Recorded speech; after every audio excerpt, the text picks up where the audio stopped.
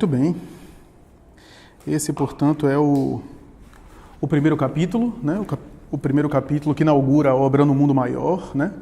E é interessante porque, de alguma forma, faz alusão àquelas considerações que fizemos do prefácio do livro, faz alusão ao título, né? Não é por outra razão que o título desse capítulo é Entre Dois Planos. Estamos falando em essas regiões, né, que intermediam, e que a gente vê que André Luiz, em muitas ocasiões, ele examina abordagens que intermediam entre o plano material e o plano espiritual, né? Quando a gente vê o Brezo da Vida Eterna na casa de Fabiano, a gente vê um local transitório, uma casa transitória, era assim que era chamado, de passagem temporária dos espíritos recém-libertos da matéria e que estariam desencarnando e aportando lá, tanto quanto espíritos ainda ligados à matéria, ligados ao plano físico em tratamento, né? E aqueles que também se deslocavam em passagem, em expedição, seja em incursão à Terra, seja em excursão, aspas, ao mundo espiritual superior. Era uma casa transitória que estava, de alguma forma, também nessa situação de entre dois planos, né? E a gente vê que, em muitas ocasiões, André Luiz examina situações e contextos que estão nessa contingência, né? Nessa situação de entre dois planos, né? É óbvio que no mundo espiritual, em qualquer instância, a gente sempre está entre planos, né? Em qualquer nível evolutivo, a gente sempre está em determinada gradação, que temos uma retaguarda e uma vanguarda. Mas André Luiz ele tem predominantemente um enfoque, né, nas situações do mundo espiritual, porque o enfoque é de um desencarnado, em situações, demandas e realidades que dizem respeito a seres ora desencarnados, ora encarnados, mas que estão nesse estado intermediário, nessa situação, nem totalmente sublimados e libertos da matéria, né, nem também necessariamente apenas vivendo a experiência do mundo físico, nessa intermediação. E é esse o olhar de André Luiz, ainda que às vezes ele aborde situações de seres encarnados, né, de criaturas que estão na carne, ainda assim a expedição da equipe, o grupo de espíritos do qual ele faz parte, a intervenção, é sempre essa intervenção que intermedia esses dois planos, né, que está numa situação que é transitória, que não é nenhuma morada definitiva dos espíritos, como é o caso da colônia, né, e notadamente nosso lar, que é a colônia que ele mais se refere, nem necessariamente uma estada permanente de desencarnados no plano material. Sempre é essa região, digamos assim, da erraticidade ligada ainda ao plano físico, né? E essa talvez seja uma das maiores ignorâncias, me permitam dizer, minha forma de entender, minha opinião, daqueles que criticam a obra de André Luiz. A grande maioria das críticas que eu vejo da obra de André Luiz é por ignorar aqui não no sentido de desconhecer, mas de solenemente rejeitar o mote de André Luiz. Mas em nenhum momento da obra de André Luiz ele diz que ele está examinando seres sublimados, espíritos superiores, até porque não teria nem linguagem, não teria verbo, não teria nomenclatura para descrever o que acontece no mundo espiritual muito sublime, porque a gente não tem referência, né? E ele narra situações de espíritos que estão em regiões adjacentes à Terra e que guardam uma certa semelhança com o modo de vida do plano material, porque é para onde a maioria de nós vai. Se há algum aqui muito santificado, não vai. Tudo bem, parabéns. Mas a grande maioria vai para essas regiões adjacentes, que guardam alguma semelhança com o plano material, só que mais sutil. Então, eu acho que às vezes eu entendo as críticas da obra de André Luiz, mas a mim me parecem mal fundamentadas nesse sentido, porque ignoram, inclusive, o propósito da obra de André Luiz. Por que André Luiz traz essas experiências adjacentes à Terra? Porque nos interessam. Porque não adiantaria ele descrever as colônias espirituais onde os espíritos puros ficam. Qual é o interesse para a gente? A gente vai demorar um pouquinho para chegar lá. Só um pouquinho. Então, ele descreve regiões que são adjacentes ao mundo físico, para as quais normalmente nós, ou a maioria da população, vai, depois de desencarnar. E em alguns momentos, com a sua humildade, alguns críticos de André Luiz dizem assim, mas ele não é um espírito superior, ele não é um espírito evoluído, então ele tem um viés de alguém também apegado, pode até ser. Embora ele traga uma série de conhecimentos, embora eu não acredito que André Luiz traga informações que são apenas de uma visão pessoal, sem passar por uma avaliação consensual. O próprio Emmanuel supervisionava o trabalho de Chico e era o responsável por essa tutoria. E eu acredito, conforme Luciano dos Anjos costuma colocar, que algumas situações que André Luiz descreve, isso é interessante eu colocar aqui, porque eu acho que eu nunca coloquei em nenhum estudo da obra de André Luiz. Eu até estava deixando para o último capítulo desse livro No Mundo Maior, quando ele defronta um parente que está numa região. Eu não vou dar muito spoiler não, porque a gente vai chegar lá. Quem leu lembra o que é que eu estou me referindo. Mas Luciano dos Anjos acredita, e eu vi Divaldo Franco recentemente fazendo a mesma alusão, que algumas situações que André Luiz coloca na obra é mais por humildade de se colocar aquém do que ele é, e por outro lado, com finalidade pedagógica para descrever umbral, para descrever regiões de dificuldade e tudo, porque algumas colocações que ele apresenta, me parece, aqueles que viviam perto do Chico e que conversavam com o Chico nesse sentido, que André Luiz não viveu na última encarnação. Viveu antes, em outras. Por exemplo, a experiência dele no umbral. Alguns autores, como Luciano dos Anjos, Divaldo Franco colocou isso recentemente. Pode consultar aí numa palestra dele na internet em Nova York, ele está até sentado. Mas ele coloca, ele acredita, e Luciano dos Anjos já tinha colocado isso quando ele escreveu um texto sobre o verdadeiro André Luiz, né? Dizendo que é provável que André Luiz relatou aquela experiência no umbral de 8 anos, como uma experiência que ele esteve, que ele passou, não naquela existência, mas numa reencarnação anterior. Porque os equívocos que ele cometeu foram equívocos infantis, foram equívocos e erros, primeiro, que eram muito bem aceitos e estimulados na época. Era o uso de bebida alcoólica em excesso, era o charuto que ele usava, uma vida sexual um pouco desorganizada, mas que era bastante estimulada e incentivava para, principalmente, o ser masculino da época, que não se justificaria ele passar 8 anos no umbral naquela experiência sofrida. Ele esteve no umbral, mas, segundo esses autores, ele colheu essa experiência de uma encarnação anterior e não necessariamente da última. Bom, isso não importa, é só uma consideração que algumas pessoas trazem e fazem. Por exemplo, Luciano dos Anjos, quando defende a ideia de que ele foi Faustino Esposel e não Oswaldo Cruz ou Carlos Chagas, principalmente Carlos Chagas, que é a tese mais ventilada, ele faz cálculos bastante acentuados, né? Carlos Chagas, se não me falha a memória, desencarnou em 1934, não dava tempo de ficar 8 anos e ainda chegar na colônia Nosso Lar e ver a Segunda Guerra Mundial acontecer, porque aconteceu em 1939. E Luciano dos Anjos fez todo esse trabalho, ele próprio diz, e Divaldo endossa, que ele foi a Chico, e quando o Chico percebeu que ele estava chegando realmente na personagem, Chico chamou ele e disse assim, olha, fique em silêncio, porque alguns familiares estão encarnados ainda. Alguns familiares perceberam essa movimentação do próprio Luciano dos Anjos, em catar aqui, catar acolá, procurar endereço, etc. E aí Luciano dos Anjos diz assim, tudo batia com as descrições de André Luiz. Inclusive, Faustino Esposel teve um colega de faculdade de medicina chamado Henrique de Luna, que é o Henrique de Luna que recebe ele, um personagem em Nosso Lar, que recebe ele, que faz o exame, né, das repercussões perispirituais por conta do suicídio indireto. A única coisa, diz Luciano dos Anjos, que Faustino Esposel não bate com a descrição de André Luiz é a presença de filhos.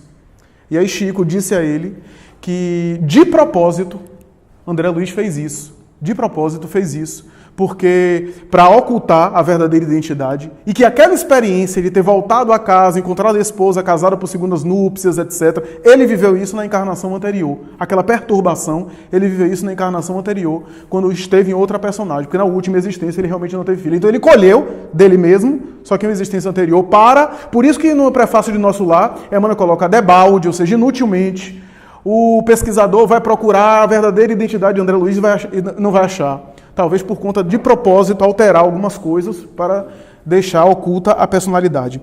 Mas isso tudo para dizer que esse capítulo, entre dois planos, fala, portanto, dessa intermediação, desses locais temporários do mundo espiritual, e que eu concordo com, eu não sei se foi Patrícia ou alguém que colocou no grupo há alguns dias, que esse capítulo tem muito de descritivo, tem algo de tom poético também, de descrição da natureza, né?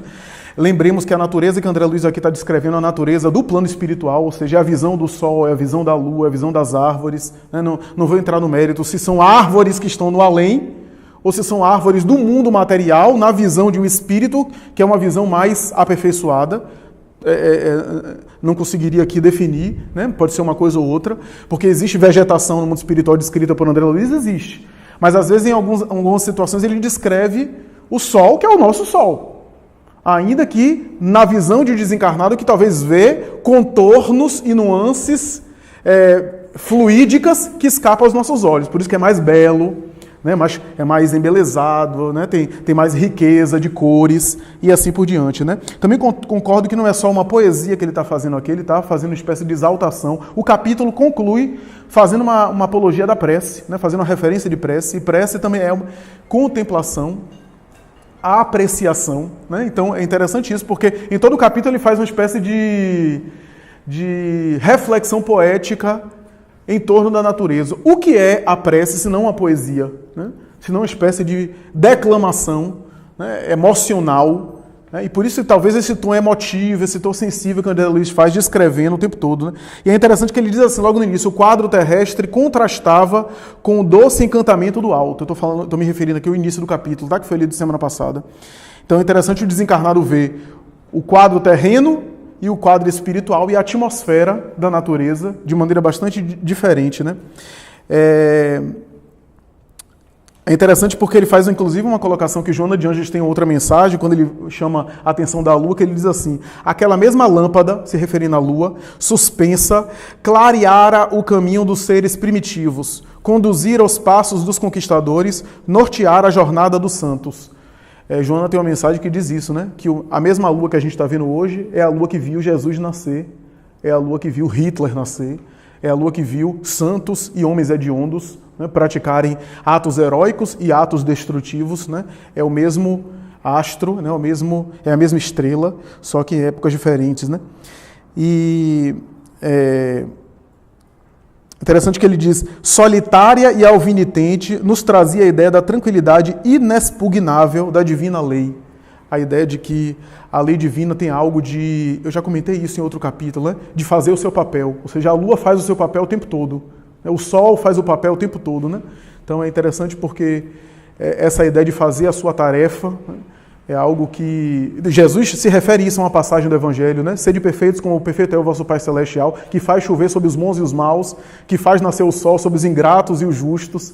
Quer dizer, essa ideia de cumprir o seu papel e que ele se refere dando exemplos na própria natureza, né? Que a natureza está fazendo o seu papel. Né? E que a lua ilumina sozinha. Né? Na solidão, no entanto, está iluminando e trazendo essa ideia da serenidade, do equilíbrio. Né? É uma metáfora interessante. E aí ele cita o Calderaro, o instrutor, e cita o Eusébio, que é de hierarquia superior. Não sei se... Né, acho que ficou claro para perceber na leitura da semana passada. Né? E é interessante que ele diz assim, gente com imensidão de problemas e de indagações de toda espécie, a requerer-lhe paciência e sabedoria. Entretanto, o indefesso missionário, malgrado o constante acúmulo de serviços complexos, encontrava tempo para descer semanalmente a crosta planetária, satisfazendo interesses imediatos de aprendizes que se candidatavam ao discipulado sem recursos de elevação para vir ao encontro do seu verbo iluminado na sede superior. Ora, o que é que ele está dizendo? Ele está dizendo que o Eusébio, como um espírito evoluído, requeria mais e mais solicitações de pessoas problemáticas, de espíritos atrapalhados, requerendo dele cada vez mais paciência e mais compreensão. Ou seja, se você quer evoluir para ficar tranquilo, é melhor não evoluir. Porque evolução é para abrir espaço para mais problema. Por isso que eu até brinquei outro dia em uma reunião, acho que foi aqui inclusive, né? Que se você pegar para ler a mão de Jesus, você pode dizer, ó Jesus, você está com muito problema, porque ser governador espiritual da Terra deve ser um problema.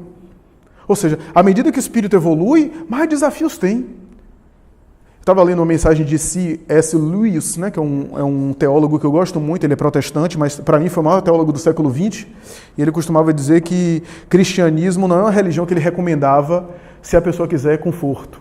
Cristianismo não tem nada de conforto. Né? Ele até brincava, se você quer conforto, alegria, tome uma taça de vinho, porque cristianismo não lhe dá conforto. Conforto no sentido mundano da palavra, né? Zona de conforto. O cristianismo lhe tira da zona de conforto nesse sentido. Né? Então é interessante isso, porque quanto mais o espírito é evoluído, mais ele requer paciência, mais compreensão, mais solicitações em cima dele. Né? E E aí André Luiz diz, não o conhecia pessoalmente. Calderaro, porém, recebia a orientação de conformidade com o quadro hierárquico. Ou seja, Calderaro era discípulo dele e recebia a orientação dele, as diretrizes para o trabalho. O Eusébio, né? Enquanto Eusébio é descrito aqui, a gente não sabe, esses nomes possivelmente é pseudônimo, a gente não sabe. A gente nem sabe se é alguém de nosso lar, se refere, por exemplo, a alguma entidade que a gente conhece, está em pseudônimo, se alguns desses instrutores é o próprio Emmanuel, e que André Luiz quer deixar em pseudônimo, porque o Emmanuel era de uma hierarquia superior em nosso lar, é um dos fundadores. Lembremos o que André Luiz falou na obra Nosso Lar, né? Foi fundado por antigos portugueses que vieram aqui no Brasil no período de descobrimento e que, em tarefa de evangelização do Brasil, fundou a colônia Nosso Lar. Então, está se referindo a Padre Manuel da Nóbrega, José Anchieta, que é o Fabiano de Cristo, daí Casa Transitória de Fabiano. É uma família espiritual ligada ao próprio Chico. Então, interessante isso, né? E esse Calderaro, ele é dedicado à psiquiatria iluminada. Aqui há uma indicação do que a obra vai tratar. Aqui é uma indicação clara do que a obra vai tratar. Ou seja, a obra vai tratar de temas que tenham alguma coisa a ver, embora as diferentes, a gente vai ver que são temas heterogêneos, né? Vários temas. Mas, sobretudo, tem sempre relação com as ciências psíquicas, com problemas psíquicos. Porque o Calderaro era especialista nisso, em uma psiquiatria do espírito, digamos assim, né? Uma psiquiatria iluminada. Por isso que, mais tarde, e Paulo já leu dizendo, né? Constituía a obra de improviso. Ou seja, não tinha um programa estabelecido, um tema. Ou seja, como tinha o tema do Obreiros da Vida Eterna, a gente não examinou Obreiros da Vida Eterna, não tinha um tema, espíritos que estavam desencarnando, né? Encarnados que estavam desencarnando, né? Candidatos à desencarnação, moribundos. Aqui não tem um tema tão delimitado, tão específico assim. Né? Não era um programa adrede estabelecido, embora no mundo espiritual nunca a coisa é atabalhoada, sempre há uma programação. Mas aqui é que nem a emergência de hospital, em função da demanda.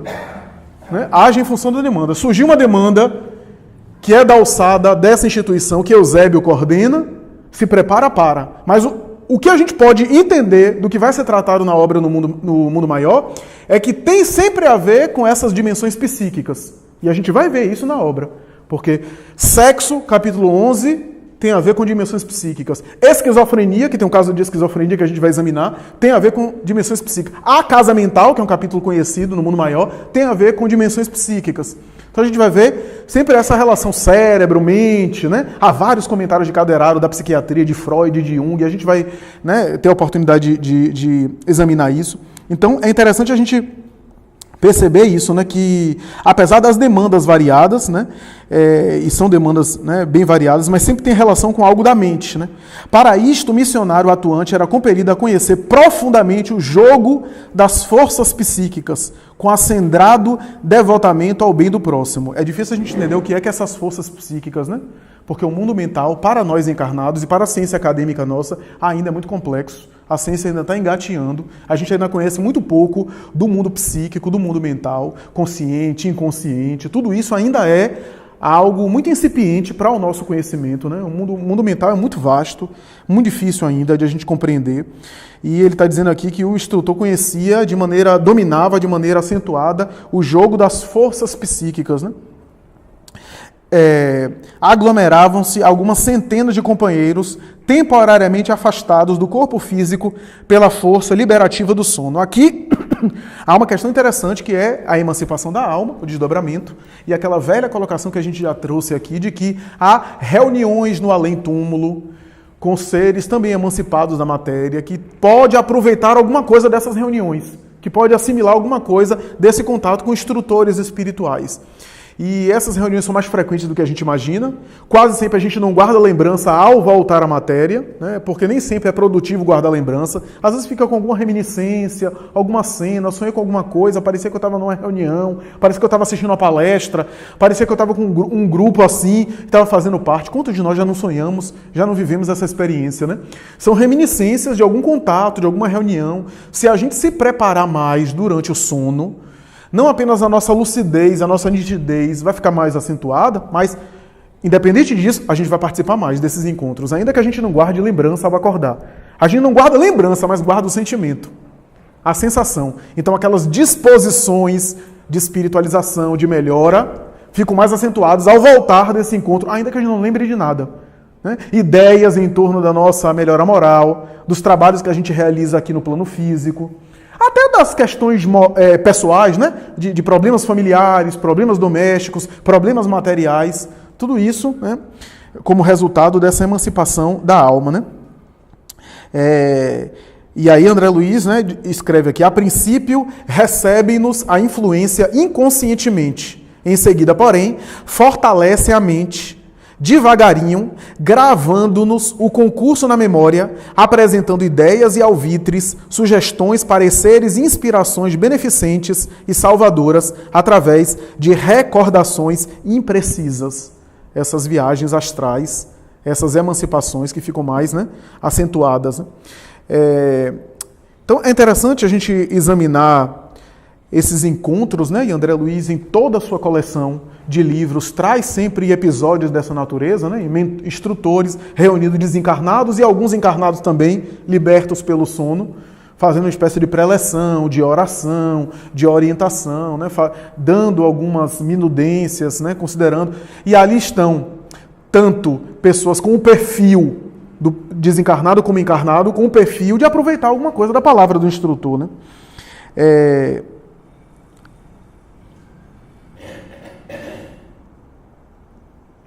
O acaso não opera prodígios. Qualquer realização há que planejar, atacar, pôr a termo. Para que o homem físico se converta em homem espiritual, o milagre exige muita colaboração de nossa parte.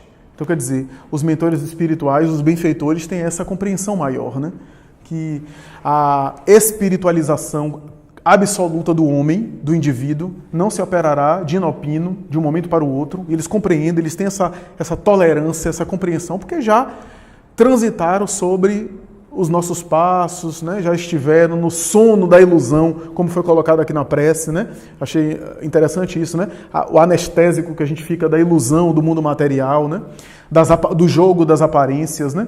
Então é algo que é interessante, porque nesse jogo das aparências, em muitas situações, a gente até passa despercebido algumas coisas que vale a pena a gente comentar aqui. Né? Já notaram que em algumas situações de obra mediúnica, a gente vê, por exemplo, pessoas que não eram aparentemente de destaque, de grande importância, serem espiritualmente evoluídas no além. E aquelas pessoas que até tinham, né, que até apareciam mais, que tinham destaque, e não estarem nem em tão boas condições assim, na religião e fora da religião. A gente vê isso muito. Né? A gente vê isso muito. Então, e a gente vê os espíritos ficando surpresos. Né? O que eu imagino que a gente ainda vai se surpreender muito. O próprio André Luiz, né? Porque a mãe de André Luiz era uma pessoa, mulher submissa, né? Que não deveria muito chamar a atenção. Né? Do lar. Nos moldes do século XIX, né? Naqueles moldes do século XIX, né? Sofrendo a opressão e a imposição de uma cultura em que o marido era quem dizia tudo, né? Quem impunha toda aquela cultura, aquele contexto. Né?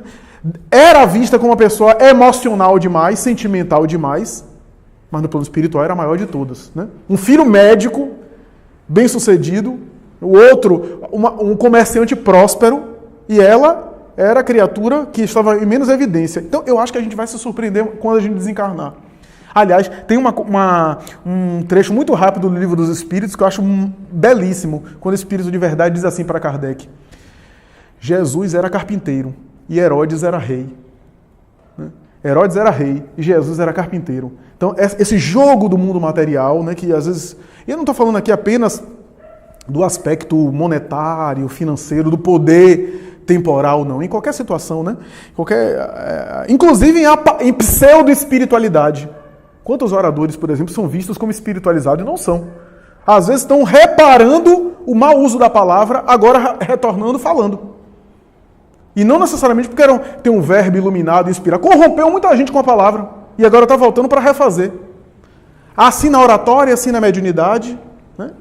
Haroldo Dutra Dias tem uma palestra recente que ele brinca com isso. Ele diz assim: você tá chateado com o povo da política? Você acha que eles vão resgatar como? No futuro vão voltar na política para reconstruir. Eles vão ter que voltar nos cargos que eles desviaram a merenda escolar, que eles fizeram e aconteceram, para agora refazer o caminho. Então, em vez de vá de reto esse povo, não, eles vão voltar. Aguarde que vai todo mundo voltar. Só que, com o tempo, com as expiações, com as provas, acreditas que voltarão com uma outra mentalidade. Então, é interessante isso, né? E ele diz, as asas sublimes da alma não se expandem nos acanhados escaninhos de uma chocadeira, há que trabalhar, brunir e sofrer. Interessante. E aí, lembra do que eu falei de Paulo, né? Quando Jesus aparece a Ananias, cura a sua cegueira, quero que ele veja, porque compete a mim mostrar a ele o quanto ele deve sofrer por amor ao meu nome. Jesus não era masoquista. O que é que ele queria dizer com ele deve sofrer? Porque o sofrimento aqui no sentido mais amplo, talvez. Aqui eu estou cogitando, tá? No sentido mais amplo, o trabalho, o esforço, a dedicação, uma espécie de sofrimento, os anos, e claro, as incompreensões naturais vão trabalhando aquela casca grossa que ele era, para ele se tornar mais sensível e poder compreender, por amor ao seu nome, o evangelho do reino, né? O abnegado orientador não exibia, aqui eu quero destacar, porque já estão nos meus últimos comentários, o abnegado orientador não exibia os traços de venerável senectude com que, em geral, imaginamos os apóstolos das revelações divinas. André Luiz está dizendo aqui que, via de regra, os espíritos missionários apresentam-se como venerandos. Essa expressão até conhecida no movimento espírita, veneranda Joana de Ângeles, ou seja, uma senhora, uma matrona, né, uma pessoa que apresenta aspectos, né, de senectude, né, aspectos, né, de idade, que dá uma impressão, que passa a mensagem de sabedoria, de experiência. O perispírito é moldável, tá? E quanto mais o espírito evoluído, a gente sabe disso na obra da codificação, mais domínio ele tem do campo perispiritual para moldar a apresentação que lhe aprouver.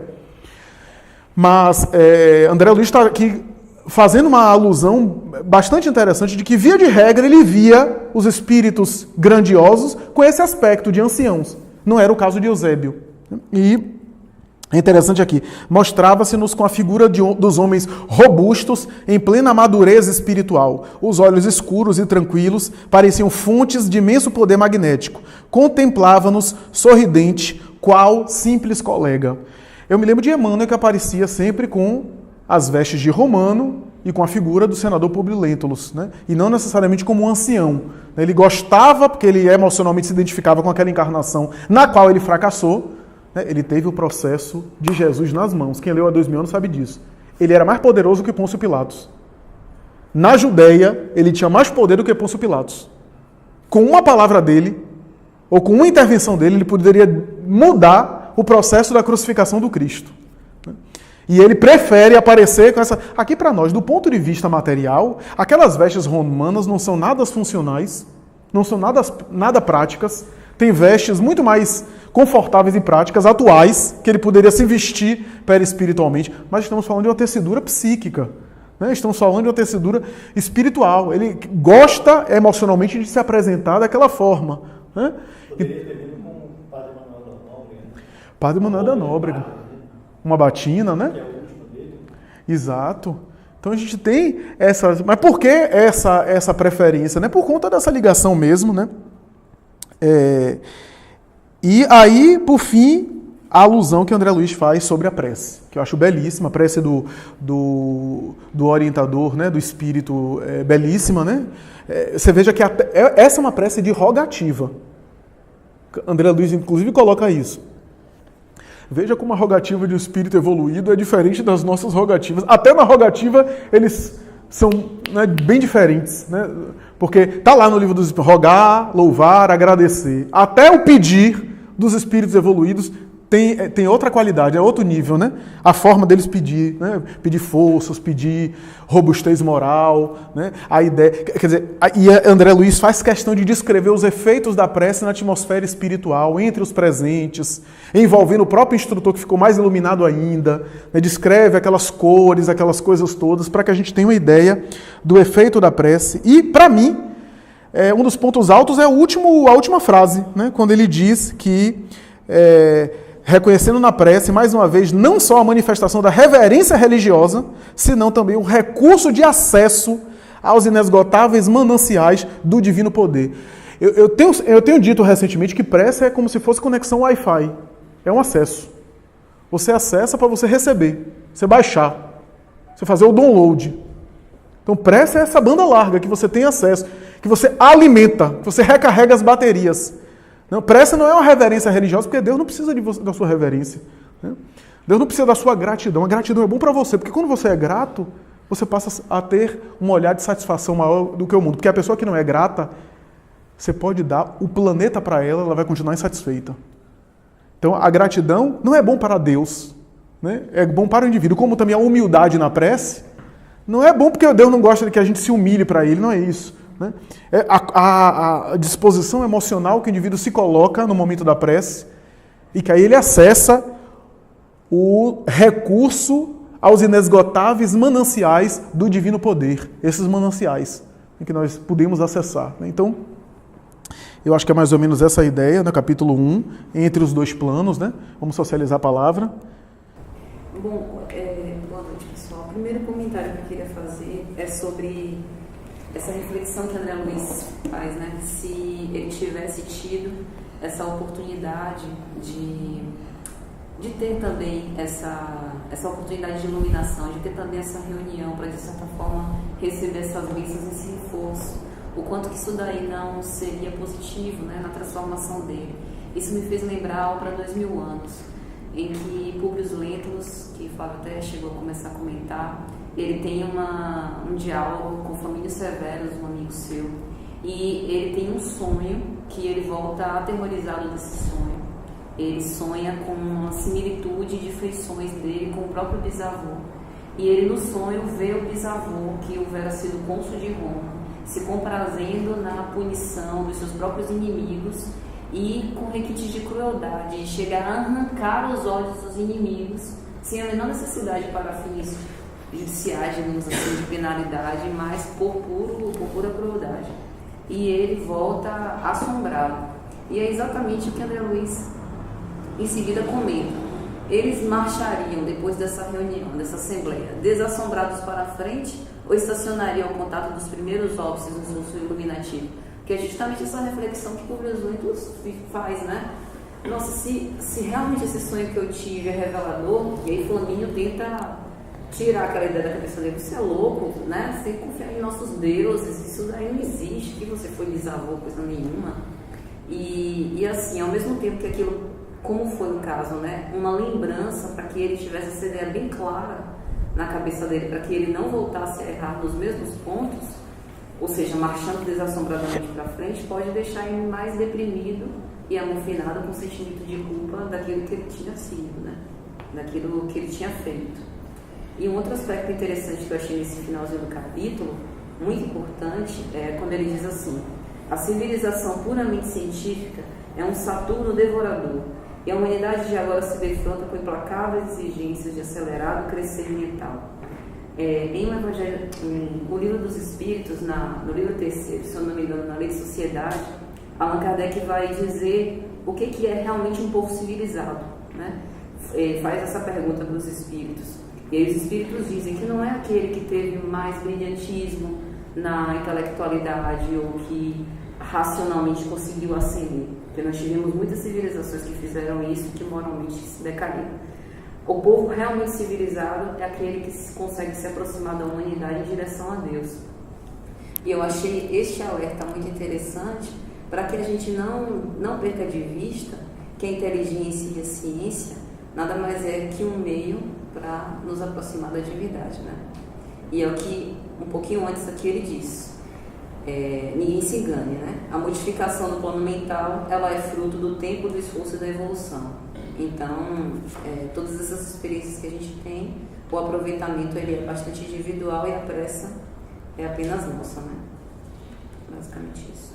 Essa é a questão, né? O capítulo fala entre dois planos, a obra se chama No Mundo Maior, e pelo menos na descrição desse capítulo não tem nada de No Mundo Maior. Não tem nada de descrição de um plano no sentido desse mundo maior, no sentido superior. Por quê? Porque também tem uma mensagem subliminal aí que é o seguinte, a ideia do mundo maior é que o mundo maior desce às criaturas representado por esses instrutores já espiritualizados que poderiam estar, tanto é que a descrição de Eusébio, ele poderia gozar de uma aventura e de uma situação espiritual, né, em regiões mais sublimes, mas prefere continuar trabalhando nessa situação, nessa esfera. Ou seja, e a gente tem vários exemplos nesse sentido. Bezerra de Menezes é um exemplo conhecido e outros, né?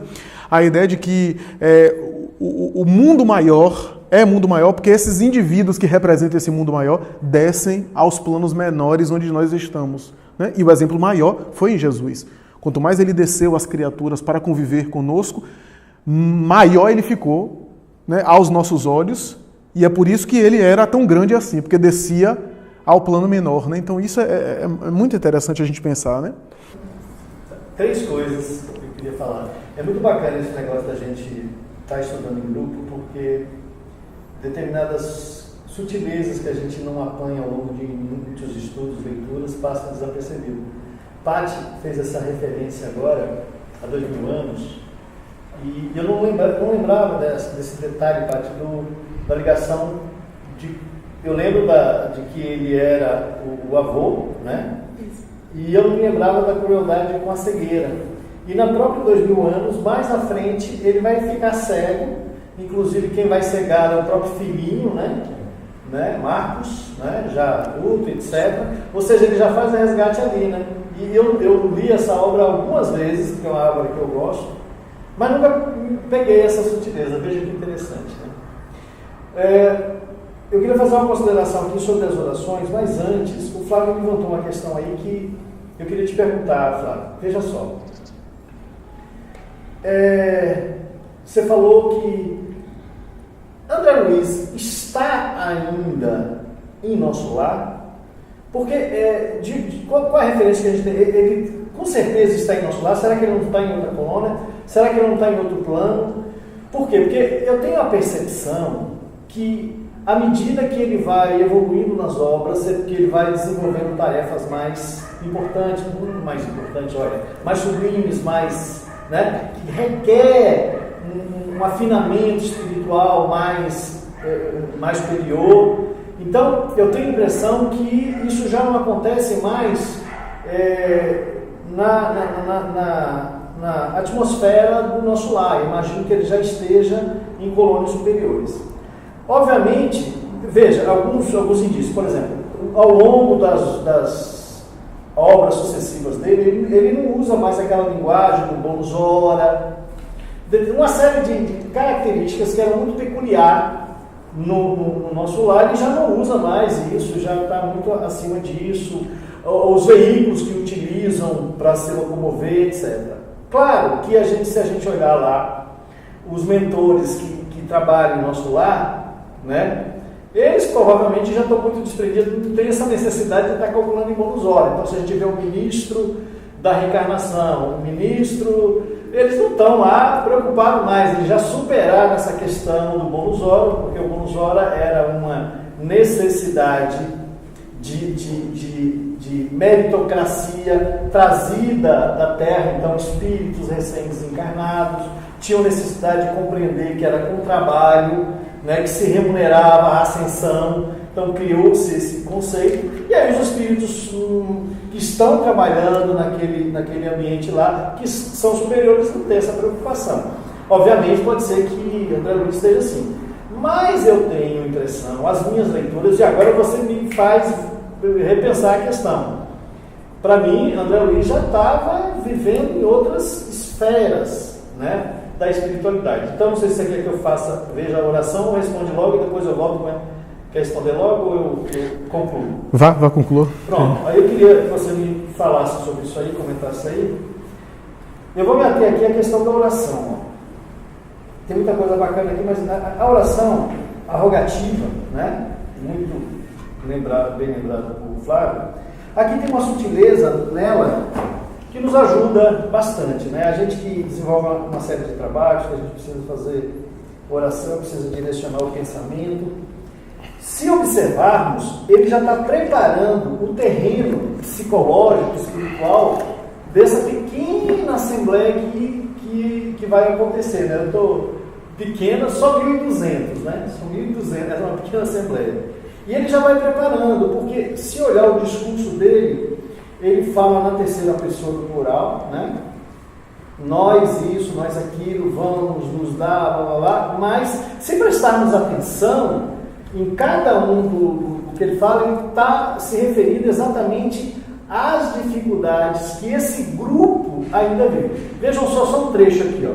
Que o suor do trabalho e a lágrima da redenção constitui adultos generosos. A floração das nossas sementeiras, todavia, sem tua bênção, o suor enlanguece e a lágrima desespera. Sem tua mão compassiva, os vermes das paixões e as tempestades de nossos vícios podem arruinar-nos a lavoura incipiente. Ou seja, ele está falando, a oração é direcionada para que esse grupo de 1.200 que ainda está preso à condição da esfera carnal, que vivem uma série de paixões. Então, desses 1.200, quantos vão conseguir atingir os objetivos propostos? Quantos vão ter sucesso nessa empreitada? Né? Ou seja, essa sementeira de 1.200 sementes, quantas vão florescer? Quantas vão germinar, vão florescer? Quantas vão ficar, usando aquelas palavras, a parábola de Jesus, né? Quantas vão ser comidas pelos pássaros, quantas vão ser torradas ao sol, quantas a terra não vai ser fecunda, etc, etc. Então ele está falando com esses corações, ele está falando com essa psicologia. Essa é a observação que eu queria fazer. A primeira colocação, Paulo, é interessante a sua consideração sobre a prece, e de fato não havia pensado essa alusão, essa metáfora com a parábola do semeador, né? Antes de fazer a consideração sobre essa questão que você pontua, quando você se refere a Públio Lentulus, e o bisavô é Públio Lentulus Sura, né? Eu fico tão confortável porque se Públio Lentulus Sura um dia se tornou Emmanuel, eu acho que há jeito para todo mundo, né?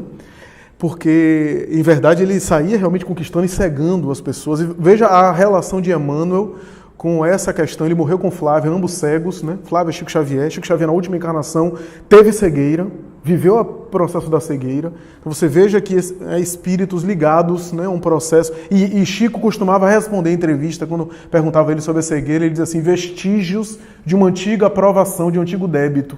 Ele costumava dizer isso, né? Talvez pai e filha, que eram muito ligados aí, com a mesma temática de débitos, né, antigos, talvez aí mancomunados com suas vítimas, né, no passado. Mas é interessante, e eu acho que Padre Manuel da Nóbrega, se não me engano, em estágios avançados, também teve problema de visão. Essa é uma questão muito boa. Eu não saberia, assim, na obra dizer explicitamente se ele relata não estar mais residindo em nosso lar. Eu acho que a gente não consegue ter isso claramente na obra, na coleção de André Luiz. Ele realmente já está residindo em outra colônia. Mas eu acho que seu raciocínio é um raciocínio que vale a pena a gente pensar até que ponto ele não se desenvolveu, já que o espírito pode evoluir, pode crescer. É óbvio que nosso lar, como o planeta Terra, né, o planeta Terra ele tem um nível evolutivo de provas e expiações, passando agora para a regeneração, mas não é todo mundo no mesmo nível, matematicamente, precisamente falando. Existe uma população heterogênea nesse mundo. Existem pessoas já com um certo discernimento ético, outras ainda engolfadas em muito vício, em muito crime, né? Quando a gente fala que há um nível na coletividade, é um nível assim que tem uma certa heterogeneidade dentro dessa coletividade, né? Tem aqueles acima da média e aqueles que estão um pouco a menos, né? E eu acho que nosso lar também tinha isso, né? Tem uma veneranda, né, que chegou a ter contato com Jesus, um Clarencio, né, ministro de nosso lar, e tinha espíritos ainda rebeldes, espíritos em câmaras ali, em tratamento, como a gente pôde examinar. É difícil dizer se houve esse deslocamento e qual é a necessidade, qual é o critério para ver esse deslocamento durante o estado de erraticidade do espírito, já que o nosso lar, sendo uma colônia próxima à Terra, abriga espíritos que vão reencarnar. Né? Espíritos que, mais cedo ou mais tarde, irão voltar ao plano físico. Né? E é interessante a gente pensar que, de fato, quando o André Luiz narra... Isso que eu acho interessante da fala de Paulo. Quando o André Luiz narra episódios da vida de nosso lar, está falando de nosso lar daquela época. Nosso lar hoje é outra coisa, já que o plano material é uma cópia imperfeita do plano espiritual. Então, aqueles problemas de nutrição, lembram?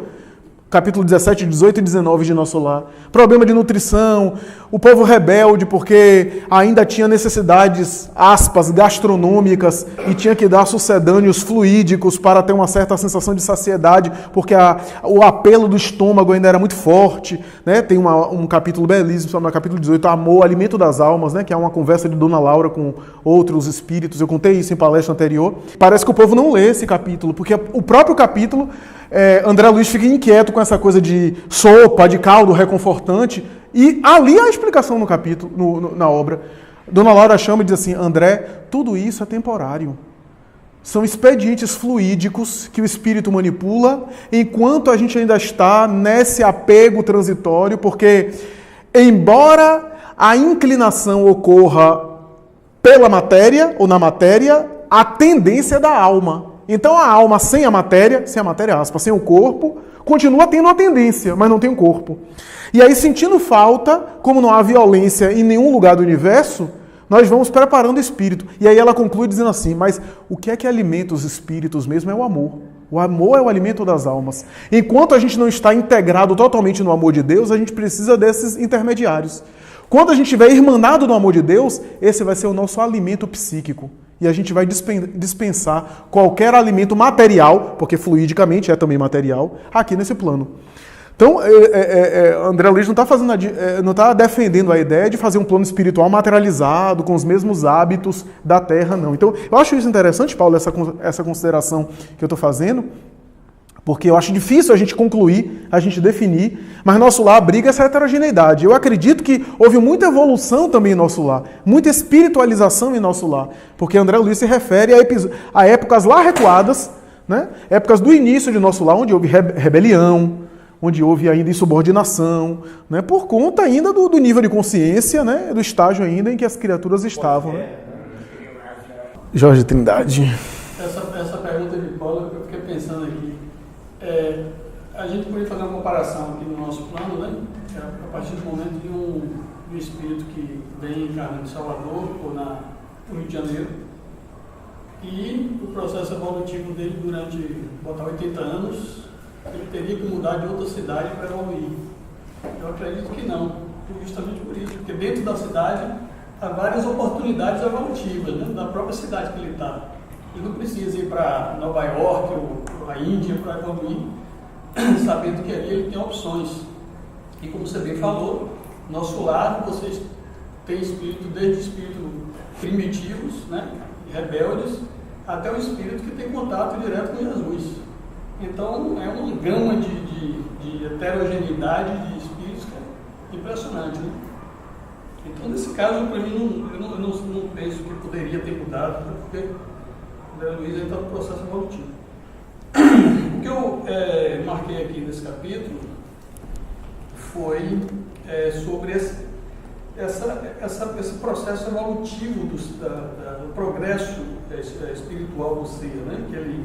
que ele fala aqui, permeia esse capítulo de uma forma muito interessante, né? E ele fala, uma das coisas que ele fala é que o processo, caso não se prodígio, qualquer realização, há que planejar, atacar, pôr a termo, porque o homem físico se converte em homem espiritual e milagre, existe muita colaboração. Aí ele diz que não haveria essa evolução se não houvesse a participação do plano espiritual. É interessante isso, né? Porque tudo bem, nós podemos evoluir dentro das nossas experiências, contato um com o outro, das experiências que ele nos dá. Mas normalmente nós não temos a dimensão, né, de perceber até que ponto o meu processo evolutivo está sendo dentro de uma experiência da matéria, da relação minha comigo mesmo e com as pessoas que estão materialmente encarnadas, ou essa relação com a espiritualidade, o que está acontecendo para que eu possa evoluir. Normalmente a gente não percebe isso e a leitura muitas vezes ele traz essas informações, né? Não tem como buscar essa evolução sem a participação do mundo espiritual. Então, quando Emmanuel diz, né, e vários espíritos evoluídos, que a gente vive em um oceano de magnético e acotovelando com os espíritos, efetivamente isso acontece o tempo todo. Mas nós, pelo dia a dia, pelo corre-corre, a gente não se ativa isso. Até que ponto aquele espírito, naquele momento, aquele sono reparador, está me startando algo dentro de mim, que eu vou acordar e vou olhar, pelo menos, uma parte do mundo de uma forma diferente, né? Eu vou ter uma percepção de alguém ou de algo de uma forma diferente. Porque a gente, toda hora, a gente está buscando o processo evolutivo, né? E outra coisa que ele fala aqui mais acima, o progresso material atordou a alma do homem desatento. Grandes massas há séculos permanecem distantes da luz espiritual. Assim, não é essa parte. Ele fala sobre os acontecimentos que efetivamente vêm ajudando o ser no processo evolutivo. Tem um momento aqui que ele fala, eu marquei aqui, mas a humanidade já se obrigações tem essa necessidade de preparação. Então ele fala que os acontecimentos, como essa relação do mundo espiritual material é intensa, muitos acontecimentos é trabalhado, é planejado, é organizado pelo plano espiritual, justamente para nós acordarmos. Aí quando eu li esse texto, eu lembrei do nosso momento político, né, na Terra, né, que é muito substancial e que, querendo ou não, todos nós estamos muito atentos a questões íntimas a partir de um acontecimento, vamos dizer assim, global, exterior, mas isso está refletindo tão intimamente a nossa vida que um jogar de papel no chão, hoje, nesse momento político, está sendo muito mais forte, penoso, né? Eu estou trazendo até uma experiência minha, penoso do que um tempo atrás, que não aconteceu essa questão do mensalão e tudo. Né? Um pensamento de me dar bem em alguma coisa, sem as devidas condições ou merecimento, está me saindo muito penoso pensar nisso, em função de tudo isso. E aí ele traz isso, que o plano espiritual trabalha esses acontecimentos para acordar a massa. Né? Então, até que ponto nós somos efetivamente as consequências de tudo que vem acontecendo no plano espiritual, ou somos atores efetivos, né? Então, acho que somos um e outro, né? É uma coisa muito interessante viajar disso aí, né? Você tocou nesse ponto, Jorge. Eu li a frase: para que o homem físico se converta em homem espiritual, o milagre exige muita colaboração de nossa parte. Esqueci de comentar isso que você comentou. Acho que perfeito isso, porque a gente tem de um lado aquela velha tradição religiosa de achar, de se relacionar. Emmanuel fala isso no prefácio desse livro, né? Essa relação acomodada de que Deus faz a nossa parte, que Deus supre tudo, que a gente é salvo por Deus de uma maneira mágica e acomodatícia. E de outro lado, a gente tem, por exemplo, essa ideia de uma autonomia que, na verdade, em alguns momentos é mais do que autonomia, né? É uma espécie de supervalorização da prepotência humana. E no Espiritismo, como há uma espécie de quebra de paradigma no sentido de colocar responsabilidade em você, de valorizar o seu livre-arbítrio e suas escolhas, e deve ser valorizado mesmo, não acho que esteja errado não, acho que nós somos construtores do nosso destino, mas em alguns momentos nós espíritas entendemos essa literatura de uma maneira exacerbada a ponto de negar a providência que está atuando por nós e sobre nós. Né? Não está fazendo a nossa parte, porque se a providência fizesse a nossa parte, não seria providência, estaria impedindo a nossa evolução. Né? Mas também não está isenta, né? Não há... Você veja que para que o homem físico se converta em homem espiritual, exige muita colaboração de nossa parte, dos espíritos. Ou seja, a espiritualização do homem também tem colaboração dos espíritos. O mundo espiritual também colabora para a nossa espiritualização. Isso a gente não pode esquecer, para a gente achar que somente está em nossas mãos. Está em nossas mãos boa parte. Né? Normalmente a parte que a gente fracassa, que é das nossas escolhas, da nossa reforma, do nosso melhoramento, mas tem uma parte que não é nossa. E quase sempre a gente se revolta ou quer estar no controle justamente onde não é da nossa parte. onde há uma parte maior que não está no nosso controle, né? Então, bem colocado aí isso.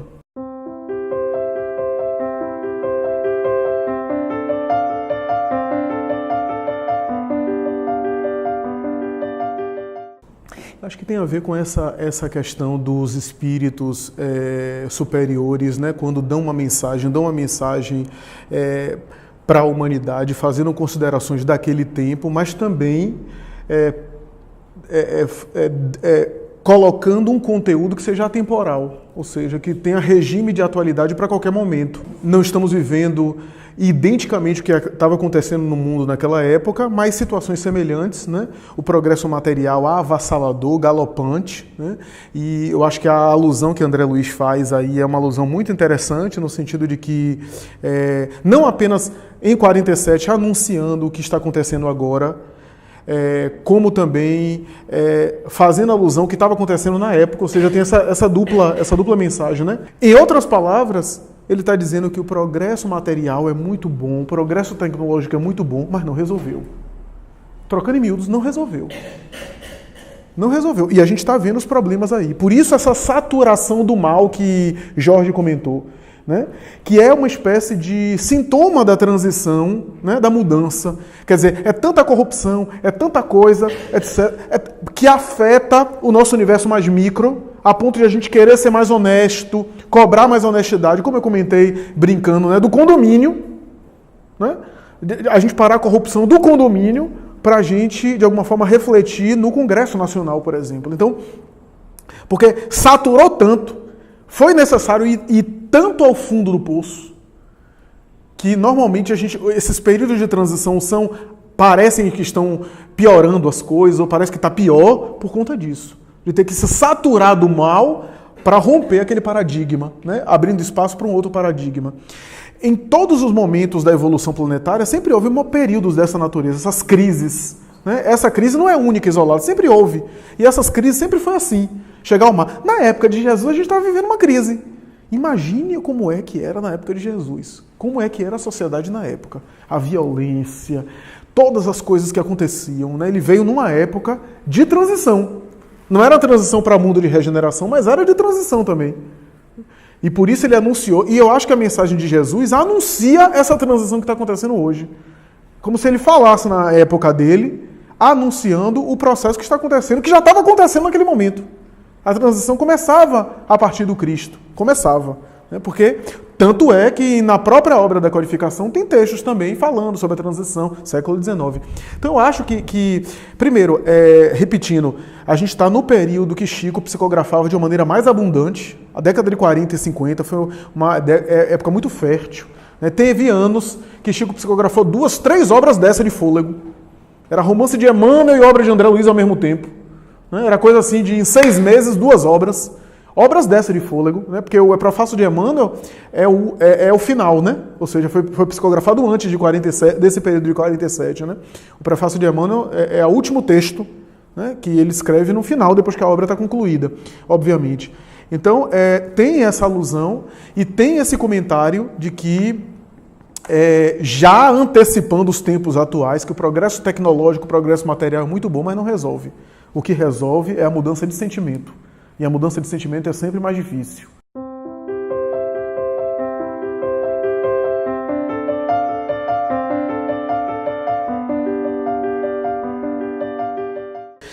Só para finalizar, é porque, na verdade, Daniel, é aquilo que o Paulo estava falando quando fez a alusão do bônus horas, né? Não é uma corrida, uma maratona para chegar a algum lugar, né? É uma conquista, é algo interior, né? Então não é, na verdade, um movimento de chegar a um ponto. Né? São, na verdade, lutas internas, são jogo de forças psíquicas, tem a ver com esse trabalho psíquico, né? Ou moral, como se queira, porque, na verdade, essas coisas se conjugam em uma coisa só. E eu acho que faz alusão também à colocação da Lígia, né? Tem um autor que ele costuma dizer o seguinte, que as 3 revelações indicam períodos diferentes de desenvolvimento da humanidade em âmbito coletivo, né? Moisés se apresenta em um momento e revela a sua lei ainda calcada predominantemente em aspectos mais materiais e da vida exterior, como é a legislação de Moisés, quase que totalmente voltada para o âmbito material, da vida de relação, de uma ética civil, social e de compensações de Deus material mesmo, na vida física mesmo, que é o momento da imaturidade da humanidade, né? E aí Jesus vem no momento onde há uma espécie de maioridade, né? Tomando aqui emprestado essas expressões do desenvolvimento humano, né? Se a humanidade estava na sua maioridade, estavam começando a amadurecer, e o Espiritismo vem no período da maturidade. Ou seja, quando a gente já tem uma certa compreensão. Eu estou dizendo em âmbito coletivo, é claro, né? Genericamente, trabalhando aqui com estereótipo. Em termos genéricos, né, a humanidade já tem uma compreensão mais alargada da vida humana, do progresso científico, da vida material, saturada, inclusive, desse progresso que arrebentou as algemas da religião dogmática e tradicional, para começar a compreender de uma maneira mais sofisticada e mais coerente a vida do espírito, que no passado estava retida nas masmorras da Idade Média, nos claustros, né, e na visão dogmática e ilimitada. Então essa ideia de uma espiritualidade mais sofisticada, mais coerente, mais racional, para, por definitiva, a gente conseguir fazer essa incursão emocional, né, essas conquistas do sentimento, é um desafio, e eu acho que demarca bem essa maioridade, ou melhor, essa maturidade terrestre. Né? Mas uma coisa, como diz Emmanuel, uma coisa é ter o pão, outra coisa é digerir. Emmanuel tem uma mensagem que fala isso em Pão Nosso. Né? Uma coisa é ter o pão na mesa, outra coisa é eu pegar o pão e saber me alimentar dele. O pão do céu, na linguagem do Evangelho, está aí.